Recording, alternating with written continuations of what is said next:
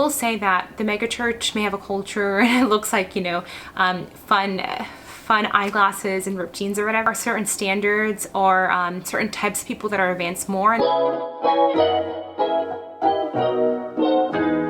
Hey y'all, it's me Nina and I'm back with another video for this week, and this week we are talking about the issue with megachurches, but that was a little bit of a clickbait title. I'll be talking about the issue of all churches as a whole and kind of why at the end of the day all churches have issues. It's really just about finding what fits you best. And I wanted to share my experience as somebody who has visited a lot of different megachurches in the past, but I currently attend and have always attended a small family church. But again, I have seen megachurches, and I went to college in New York City where there are a ton of megachurches, so I got a few observations and comments from one of my friends from college who attended a very big megachurch in New York City. And I also got a few comments from a cousin of mine who attends a megachurch down south. I think for me, when I think of megachurches, I think of that clip from that John Crist skit. Or the humor of Andy Stanley with the body of Stephen Furtick. Hey guys. Where it's called Church Hunters, and you see that young couple just visiting all these like random different churches and just basically fitting or trying out different things to see what worked for them the most. And yeah, I think a lot of times of like consumer culture, and I definitely do have my biases, but I have considered going to the megachurch in the past, and I am in my late 20s and have chosen to stay within the culturally Indian church, and I have actually articles about that and that experience. And I think my experience is very similar to a lot of other minorities or people who are immigrants who were born and raised in cultural churches. And there are pros and cons to that as well. Also comparing that to other types of churches that maybe are multi-ethnic or mostly white or whatnot. But here are some of the different pros and cons, my thoughts on that. And again, at the end of the day, there is no perfect church. You can't have your cake and eat it too. It really is deciding for yourself what is worth it versus what is not worth it. I will also link down further sources. So I have a article from Relevant Magazine that focuses specifically on the pressure that megachurches can place on pastors. And I also have my own articles about why I stay in the Indian church, and a thank you to those people who chose to leave the Indian church. So the first big pro that I've seen from big megachurches, and I'm still kind of jealous of it to this day, is honestly the ministry and resources that are available when you're in a huge church like that. And back when I was in college, I went to CUNY Baruch, and I took advantage of everything. If there was something free, if there was a mentoring option, if there was an event, I took advantage of it. And I always I'm the type of person where my eyes light up when I see opportunities. And I know a lot of other people just don't care. They're kind of like, whatever, like I have my thing or whatever.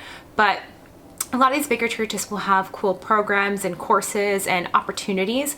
I know if you go to a CMA church, I don't know what that actually stands for, but I did take a course through a Christian university, and it's affiliated with CMA. And that course, the way that it works is if you attend a CMA church, then you get 50% off your tuition at a Christian university, and specifically the one I'm thinking of is Nyack College. So just by attending a CMA church, you're getting 50% off your overall tuition. And that church has a connection with programs at Nyack College. So you're getting a seminary level education by attending a CMA church. So that's one huge pro, and that's only for members. But I also think of New Life Fellowship in Elmhurst, Queens, and that church has spearheaded the whole book series, Emotional Healthy Spirituality, and they offer many courses like Dave Ramsey's course on financial freedom, and I'm definitely saying the wrong term, but they offer a course like that, and they also have the Emotional Healthy Spirituality course. And I will say, even though I did not attend New Life, I did visit New Life. I feel like I've gone there a lot because I went there once for Sunday service. My roommates at the time both went there, and I was the only one who didn't. So I went to New Life with them just to visit the Sunday service. And I also would go weekly. Actually, at one point, I went weekly for at least a couple of months. I would go there once a week at first it was for the Dave Ramsey class. Then I went there for emotionally healthy skills. So I went there twice, and the fact that they had that course was amazing.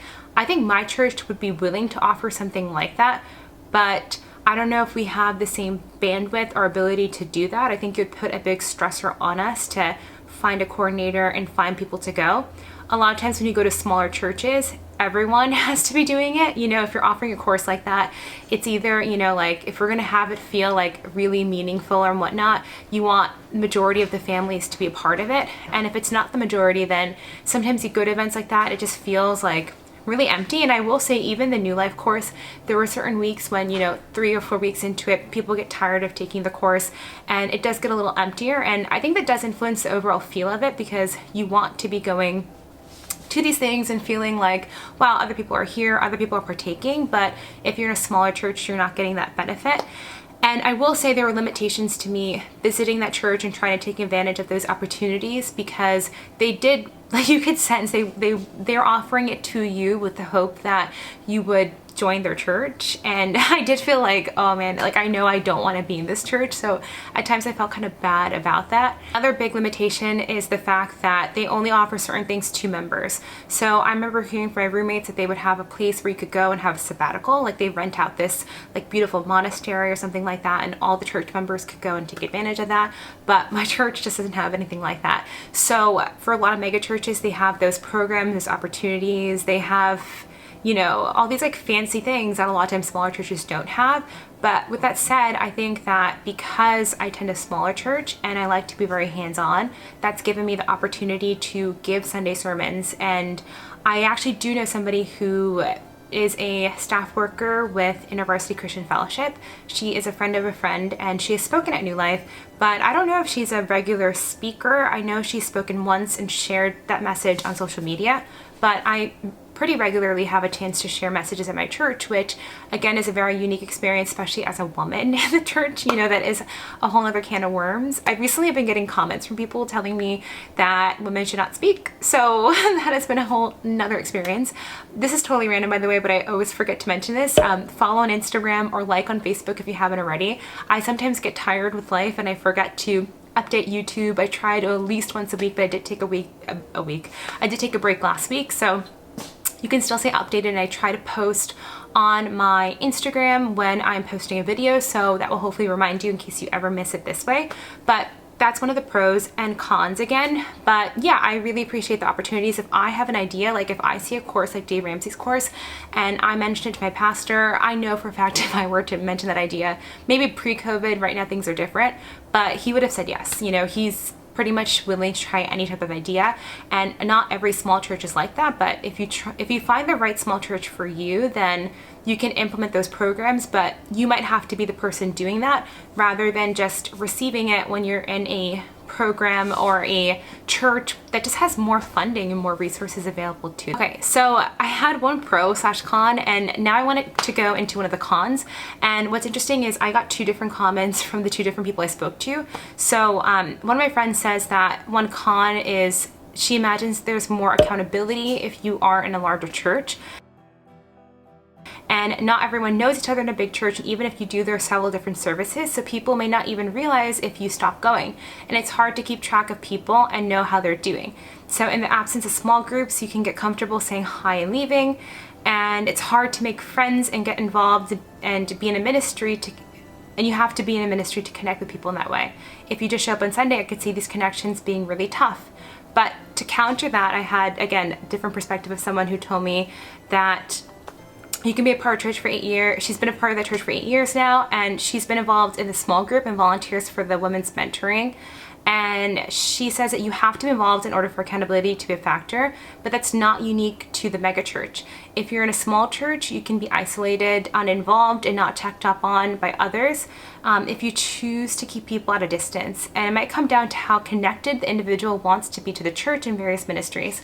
So I think that's a good point, especially with COVID, because like it's so much harder to see who's there, who's actually a part of things versus like who's kind of like, I don't know, falling through the cracks just because of like the nature of how church and life have changed. But the minute you have multiple services I do imagine like it's harder to check in on people and see how things are going and how they are. Did they miss church? Did they not miss church? And I will say with a smaller church, if you have one main service, it's a lot more obvious, because if they're not at that main service, then you know that they were not there, or something's up, or they were out. And again, that is missing from the mega church, but you can also slip through the cracks in smaller churches as well.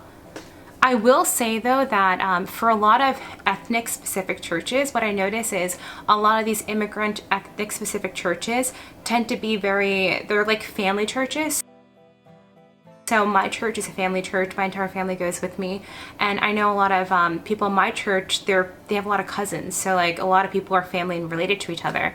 And as my church has changed over the years, I will say one major con is if it's a family church and you're not part of that, main family that's there in the church, you can feel really left out from time to time. And I've definitely felt that way before in my church, and I've expressed it to key people. But at the end of the day, it's like your family's your family, and you're going to have certain things where only your family's there. But when the whole church is related and you're not, it's easy to feel excluded. And I imagine that's amplified for people of different ethnicities. And I wrote this quote here, like, all churches have all churches have a culture, but it's easier to put on a pair of ripped jeans than it is to try to be a completely different ethnicity. Like if you go to Hillsong, it's like, the hipster glasses, ripped jeans, whatever. But if you come to an Indian church and you're black or you're white or whatever else, it's harder, like people can say whatever they want. But even if you are Indian and Malayali and you hit all the boxes, it can still be hard for you to fit in if you're not related to everyone in the way that they are. So yeah, that is definitely something to keep in mind with very small churches. And yeah, if they're family and people have grown up together their whole lives, they're just naturally going to group together. And if you're part of that, then that's awesome. Like you already have that community and that, whatever you want. But for people on the outside, that isn't the best feeling. So that is something to keep in mind.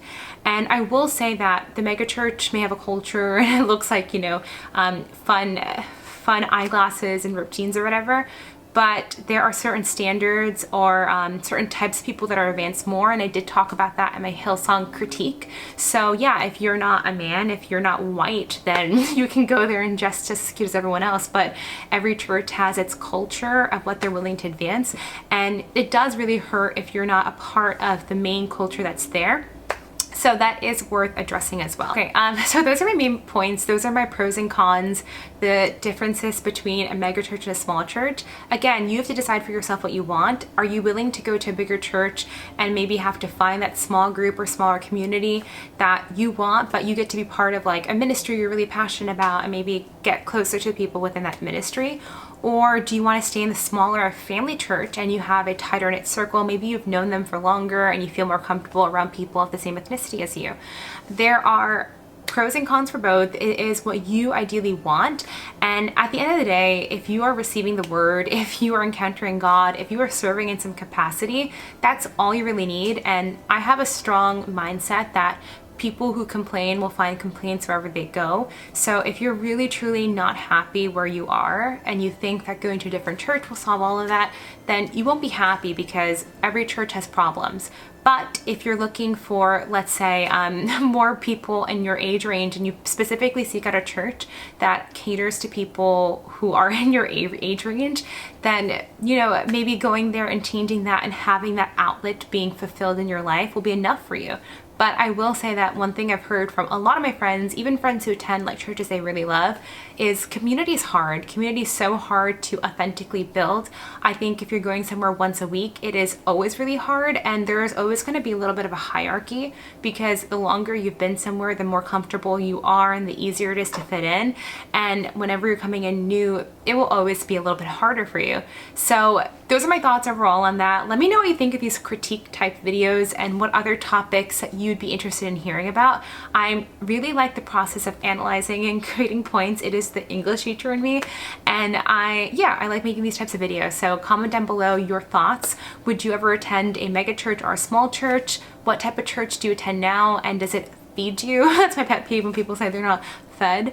And I'll see you guys later on this week or next week. Yeah.